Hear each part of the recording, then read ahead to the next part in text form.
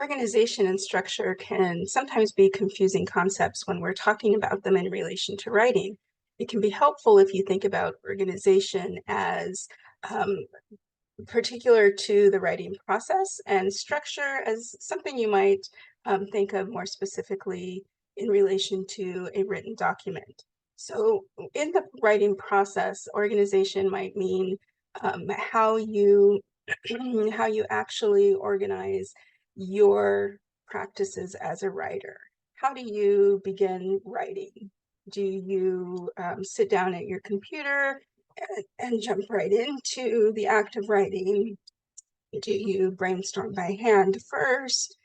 Do you sit down and write a schedule so that you know what days you'll be writing and what task you'll be working on towards your deadline? What are those um, what are those steps that you're taking to move you from point A to point Z in the creation of a document?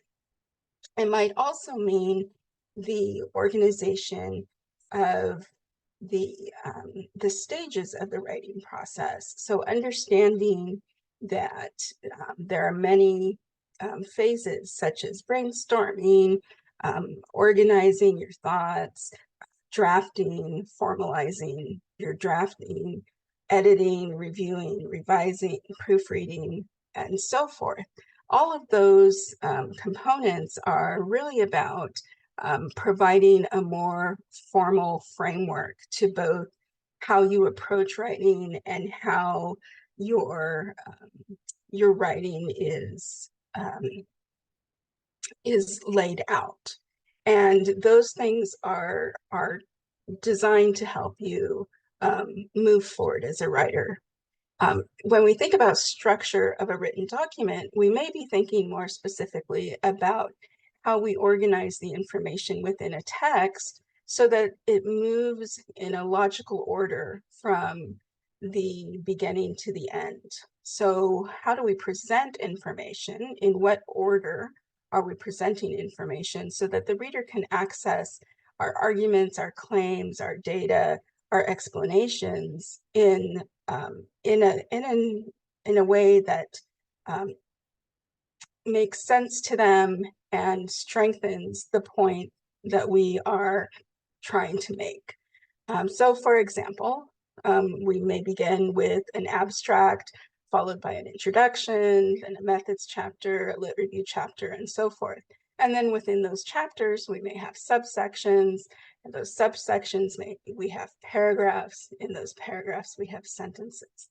All of those elements of structure are how we present the information, again, in a logical flow, so that it's the most easily accessible to our reader, but also so in a way that is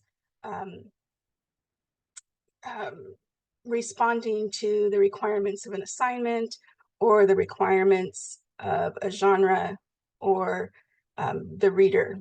If you're writing for a professor, or if you're writing for a publisher, an editor, etc., then there are guidelines and requirements that you are writing towards. So as you're thinking about your writing process, these are things that you want to keep in mind, and you want to start to develop an understanding of how you shape your writing process. What are those things that you are doing in order to help organize yourself as a writer, to facilitate an easier process, and to shape a document that is as clear and accessible for your reader and for you as possible.